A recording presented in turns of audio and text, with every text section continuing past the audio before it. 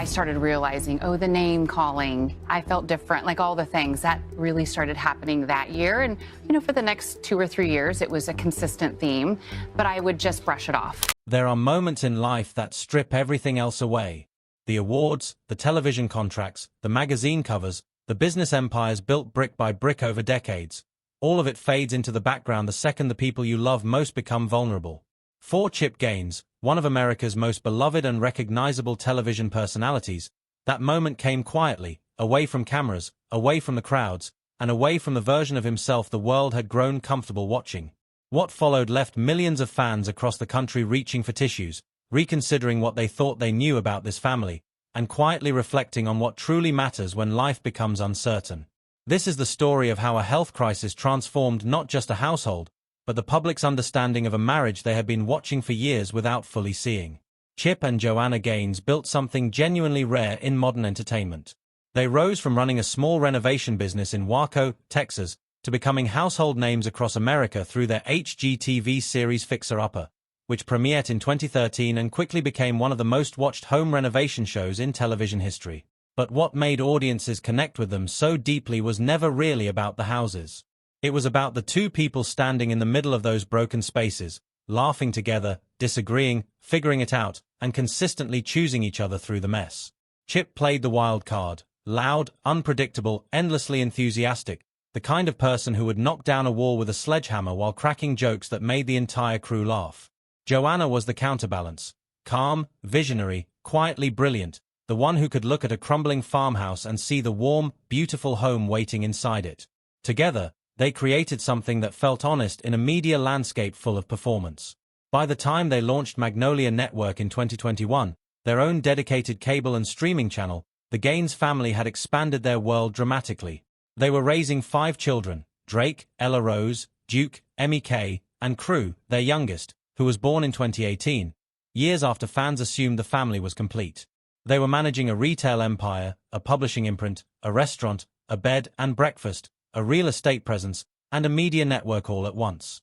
From the outside, the picture looked like a masterclass in controlled ambition. But people who have built things that large know the truth.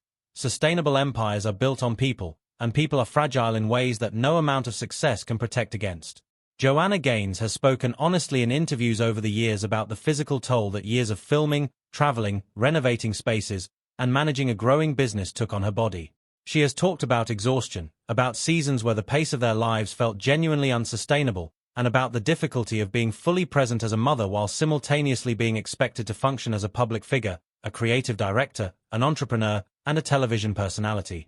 These admissions, offered in her characteristically understated way, gave fans occasional glimpses behind the curated warmth of the Magnolia brand.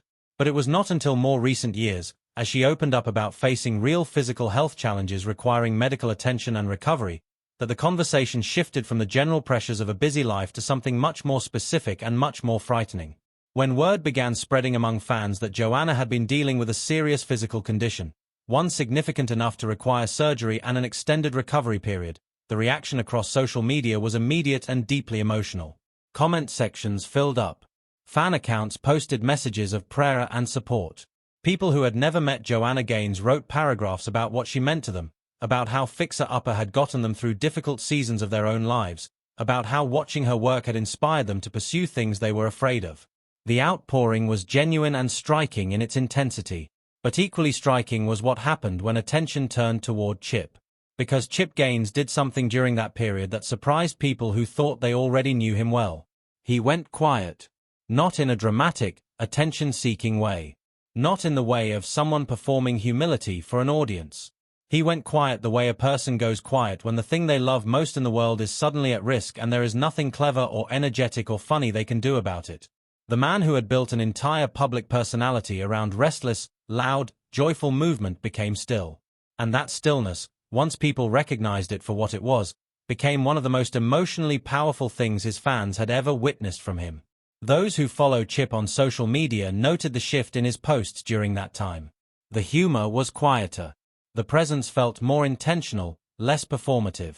Where Chip had previously filled his platforms with the kind of chaotic, self-deprecating energy that made people feel like they were watching a friend rather than a celebrity, something more serious had settled in. When he did speak publicly about Joanna, his words carried a weight that years of television appearances had rarely revealed.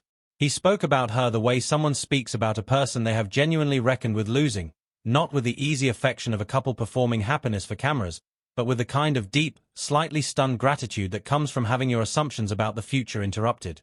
In interviews and public appearances during and after Joanna's recovery period, Chip was noticeably more reflective. He talked about faith, about slowing down, about the things that actually matter when everything else falls away. He spoke about his children with an intensity that suggested the experience had sharpened his focus on what was truly essential. Friends and people connected to the Magnolia world described him as changed, not broken, but recalibrated. The boundless optimism was still there, but it now appeared to be grounded in something harder and more mature. The Chip Gaines people were watching had clearly been somewhere privately that the television cameras had never followed him, and he had come back different. For longtime fans, this was unexpectedly moving in a way that was difficult to articulate. Part of what made Fixer Upper so beloved was its apparent transparency. Viewers felt like they were watching real people navigate a real life, not a scripted fantasy. But there is a certain layer of performance that inevitably comes with being a television personality, a necessary distance between the self that faces cameras and the self that faces genuine fear in a quiet room at 3 in the morning. What Chip's response to Joanna's health crisis revealed was the person behind the performance.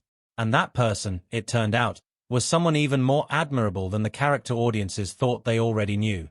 Joanna, for her part, has shown throughout her public life a quiet kind of courage that tends to go underappreciated precisely because it is so understated. She does not reach for drama. She does not invite pity. Even as she has spoken honestly about difficult periods, including the physical demands of recovery, the emotional complexity of slowing down after years of non-stop work, and the challenge of maintaining personal connections inside a marriage that is also a business partnership, she has done so with a groundedness that reflects someone who has done serious inner work about what her priorities actually are. Her willingness to be honest about vulnerability without performing it has always been part of what makes her trustworthy to audiences who have grown rightfully skeptical of celebrity openness. What the experience of Joanna's health challenges appeared to do for their marriage, at least as much as can be understood from the outside, was force both of them to confront questions that busy, ambitious, successful people often defer indefinitely. Questions about pace. About what they were building and who they were building it for. About whether the version of their life they were living was actually the version they would choose if they slowed down long enough to choose intentionally. Joanna has spoken about how the couple began making more deliberate space for their relationship itself, separate from Magnolia, separate from television, separate from the relentless creative and commercial demands that have defined so much of their shared adult life. Date nights that were actually about each other rather than the next project. Evenings at home that were allowed to be quiet. Time together that was not productive in any measurable sense but was valuable in the only sense that ultimately matters. Chip has echoed these themes in his own way, talking about gratitude with a specificity that suggests he means it rather than performing it. He has spoken about watching Joanna recover, about being present through that process, about what it felt like to be in a situation where his usual tools, energy, humor, determination, the ability to work harder than any problem, was simply not applicable. Helplessness is a profound teacher, and Chip Gaines appears to have learned from it in ways that have visibly changed him. The man who once seemed almost allergically opposed to stillness has spoken about finding something real and important in the slower rhythms of their life post-recovery. Their story also touches something universal that goes beyond celebrity admiration. Most people watching Chip and Joanna navigate this period were not watching because they cared deeply about Magnolia Network's quarterly performance or the trajectory of a Texas-based home design brand. They were watching because they recognized something. They recognized the fear of watching someone they love become fragile. They recognized the particular loneliness of being the healthy one when a partner is suffering, the helplessness that comes with having no useful role to play except simply being present. They recognize the quiet devastation of realizing that the life you have been building together is not invulnerable, that the future you assumed was waiting patiently can be interrupted without warning or permission. And they recognized, perhaps most powerfully, the love that becomes visible when everything else is stripped away. Not the telegenic love of a couple renovating a beautiful farmhouse together while the cameras roll. Not the aspirational love of a successful brand built around warmth and family values.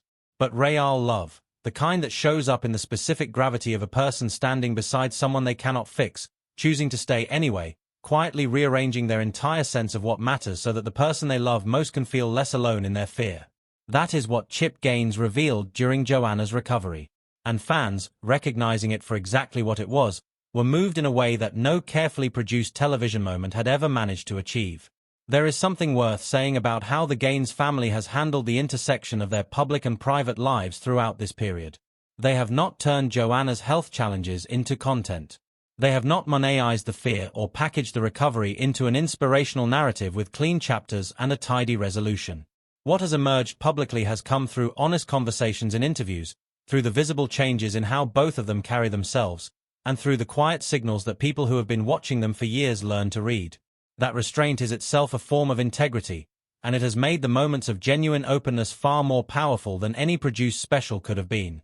By the time both Chip and Joanna began speaking more openly about how the experience had reshaped their priorities, the public narrative around them had already shifted permanently.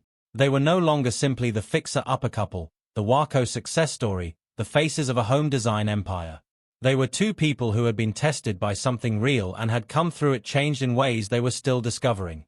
Their marriage, which millions had admired from a comfortable distance for years, suddenly felt more intimate and more worthy of admiration precisely because its imperfections and vulnerabilities had become visible. Fans who had followed them since the early days of Fixer Upper described feeling something unexpected: relief. Not relief that Joanna had recovered, though that was certainly part of it, but relief that the couple they had invested in emotionally was actually, genuinely real. That the warmth between them was not a performance. That Chip's devotion to Joanna was not a brand position. That the family they had been watching through a television screen for years was made of the same complicated, fragile, beautiful human material as everyone watching them. In the end, what Chip Gaines did after Joanna's diagnosis was both simple and profound. He showed up. He stayed. He let the world see, in the gaps between his usual energy and humor, how much she meant to him. He allowed the experience to change him rather than protecting the version of himself that had been so carefully constructed for public consumption. And in doing so, he gave millions of people something far more valuable than another renovation reveal or another charming television moment.